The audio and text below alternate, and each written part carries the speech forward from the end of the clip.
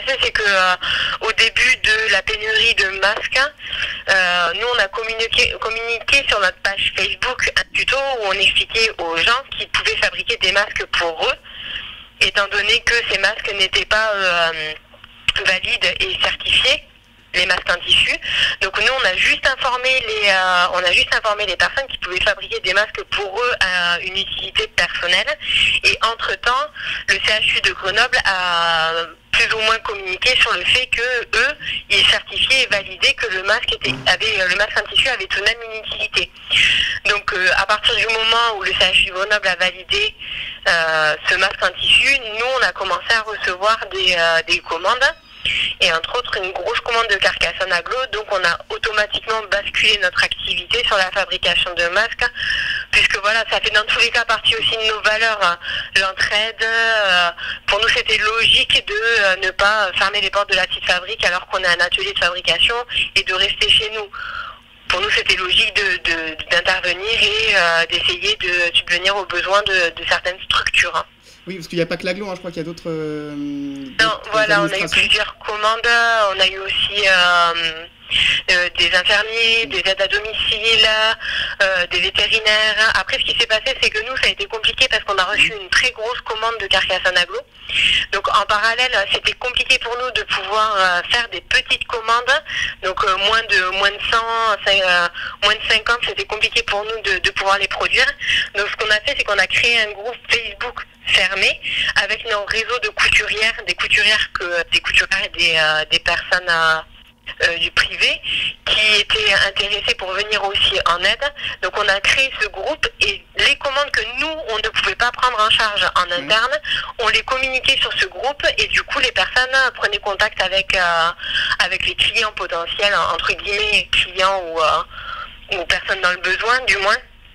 Et du coup, ça permettait au moins de subvenir aux besoins de plus de personnes que nous, on pouvait faire en réalité. Donc d'abord, c'était de l'aide, hein, c'est pas des gens qui ont été employés pour ça, ils sont venus en renfort, c'est ça? Alors, ils sont venus en renfort, il y a eu les deux en fait.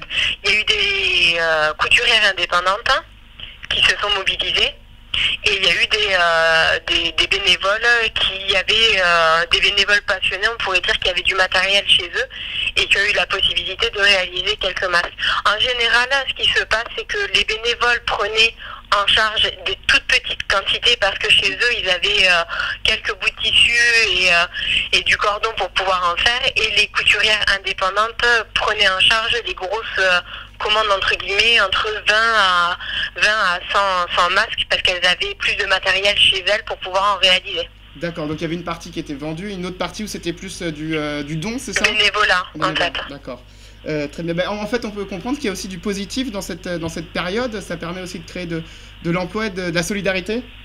C'est ça, exactement, parce que dans tous les cas, même si nous sommes un atelier de fabrication, même s'il y a des couturières indépendantes, hein, c'est une période très creuse pour tout le monde face à la situation.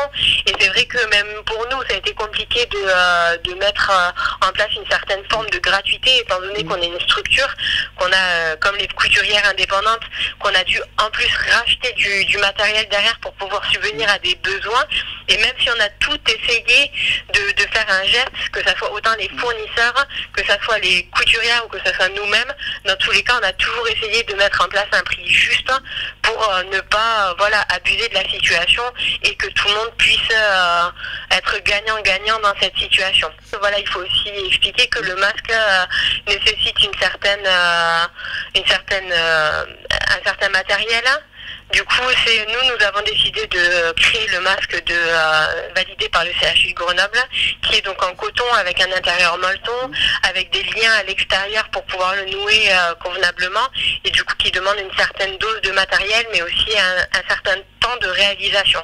Et du coup, on aimerait bien que malgré tout, la chose positive qui sort de cette pénurie, c'est de trouver une autre possibilité à tous ces masques, de trouver peut-être des textiles qui sont plus utiles que certains matériaux qui sont utilisés et justement que les hôpitaux ou que d'autres services soient équipés dans cette forme de masque en textile. Avec toutes les innovations textiles qui existent aujourd'hui, on pense sincèrement qu'il y a possibilité d'avoir d'autres dispositifs qui sont plus périns dans le temps, en les lavant et en étant réutilisables. On espère sincèrement que quelque chose va ressortir de cette pénurie, une nouvelle, un nouveau dispositif approuvé médicalement.